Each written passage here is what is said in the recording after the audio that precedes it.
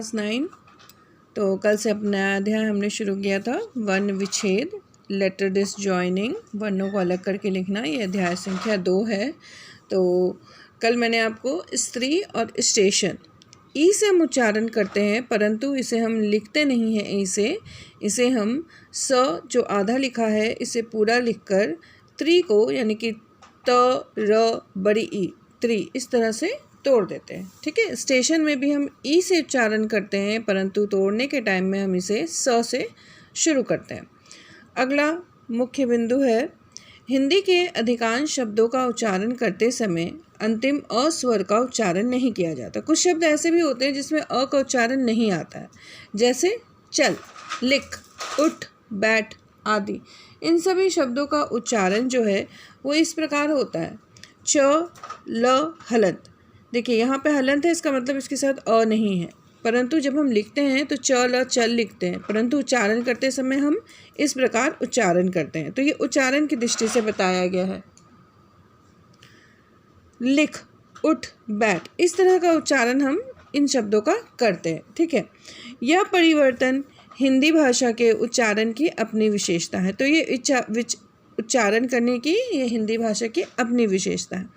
इन शब्दों का वर्ण विच्छेद भी उच्चारण केंद्रित न होकर शब्द के लिखित रूप को ध्यान में रखकर किया जाएगा। परंतु जिस प्रकार आपने उच्चारण किया कि अ का उच्चारण नहीं हो रहा है, तो लेखन में यानी कि वर्ण विच्छेद के लेखन में आप ऐसा नहीं कर सकते।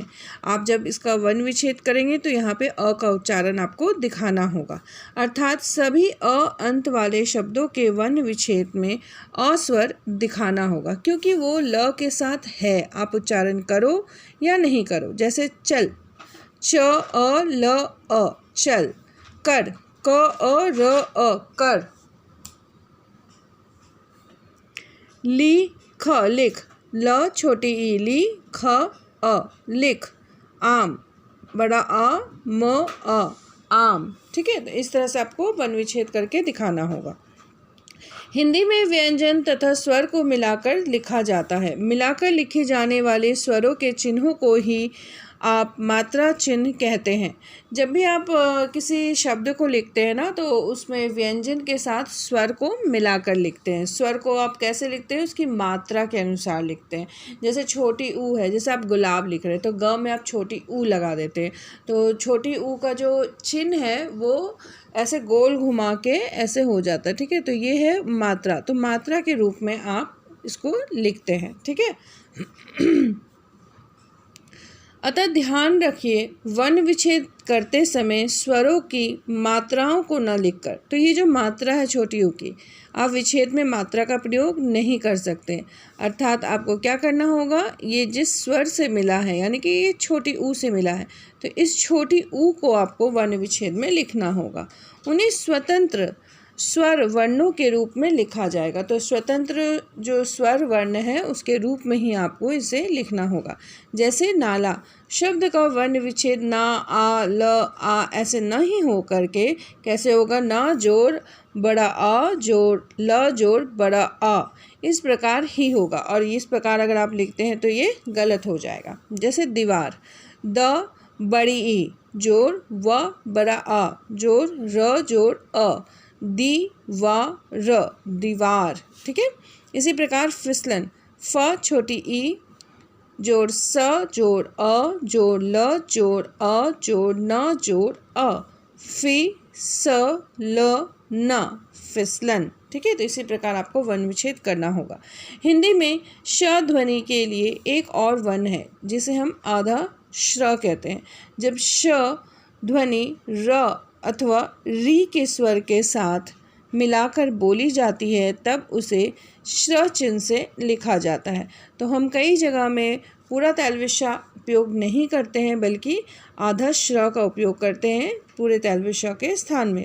तथा अन्य व्यंजनों जैसे य व आदि के जो साथ बोली जाती है तो उसे श तालव्य श चिन्ह से ही लिखा जाता है। तो ध्यान रखिएगा, जब भी ये श व्यंजन जो है वो र या री के स्वर में लिखा जाता है तो इसे हम आधा श्र के रूप में लिखते हैं, और जब हम इसे य व आदि किसी के साथ जोड़ते हैं तब ये श के रूप में आता है। जैसे देखिए आपको यहाँ पे लिख के दिखाया जाएगा।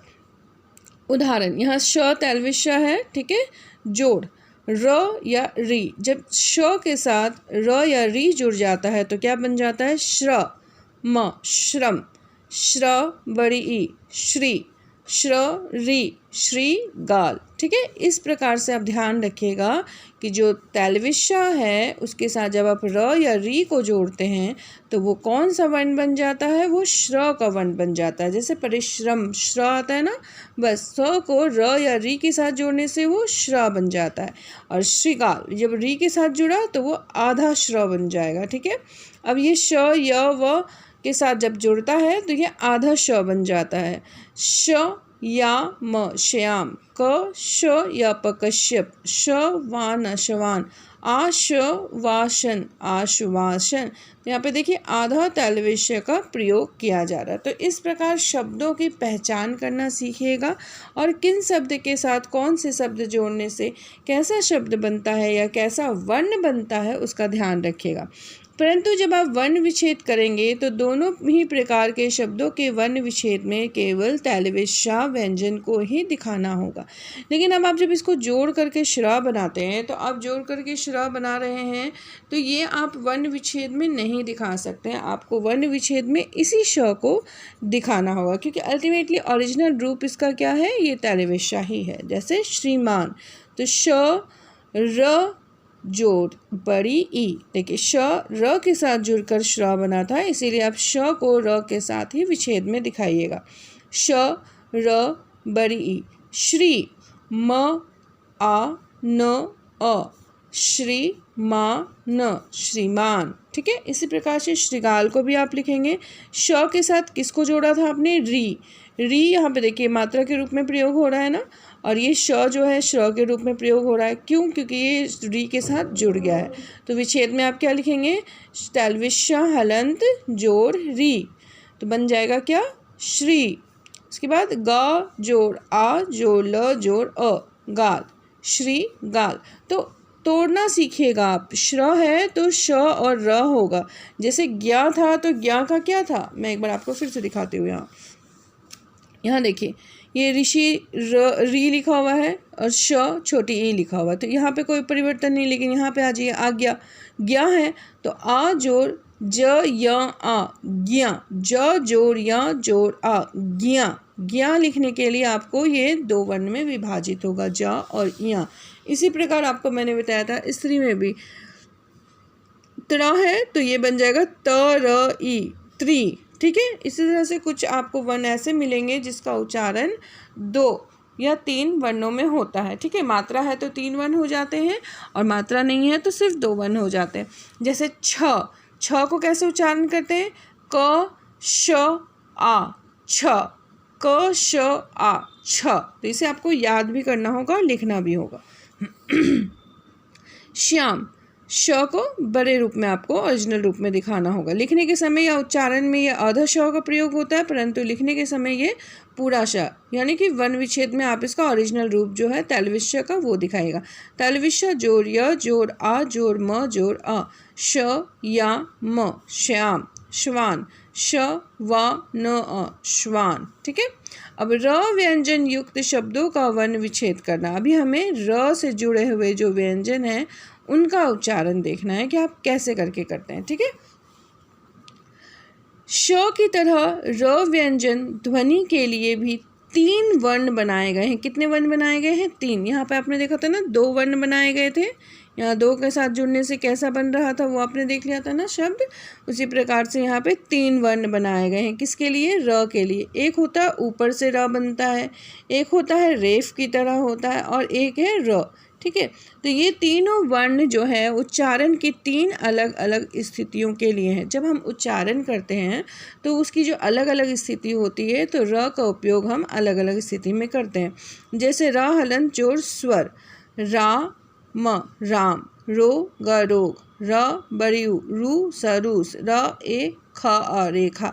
तो यहाँ पे र का प्रयोग जिस तरह से हम शब्द कोई भी लिखते हैं कर रहे हैं उसी प्रकार से इसका उच्चारण भी कर रहे हैं, ठीक है।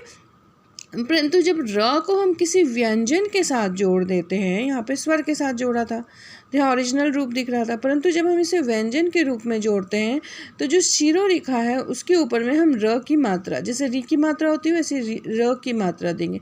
स र प सर्प, अ र थ अर्थ, क र म करम, ध र म धर्म। तो सबसे पहले आप स बोलिएगा, फिर र बोलिएगा, फिर प बोलिएगा, तभी आप इसका उच्चारण कर सकते हैं, ठीक है। ऐसे नहीं कर सकते स प र, सपर नहीं होता है, स र प सर्प, ठीक है। व्यंजन जोड़ र, अगर किसी व्यंजन के साथ र जुड़ा हुआ है तब हम उसे ऊपर की स्थिति यानी शिरोरेखा के प्रकार प्रयोग नहीं करके उस व्यंजन के नीचे एक डंडे के प्रकार प्रयोग करेंगे। जैसे क र म क्रम, प र म प्रेम, र श ट्र राष्ट्र, ड्र ड्रामा ड्रामा। यहाँ पे 2 डंडे का प्रयोग किया गया है, यहाँ पे 1, तो कहीं पे सिर्फ 1 र हो जाता है, कहीं ट्र र 2 र हो जाते हैं एक साथ। तो यहाँ पे व्यंजन के साथ जब र को जोड़ा तो ये नीचे में र का प्रयोग होगा, ठीक है। तो इस प्रकार से आप इन सब के जो मुख्य बिंदु हैं, ध्यान देने योग्य विशेष बातें, इन सब को समझ के अच्छे से याद करना शुरू कर दीजिए, ठीक है। धन्यवाद।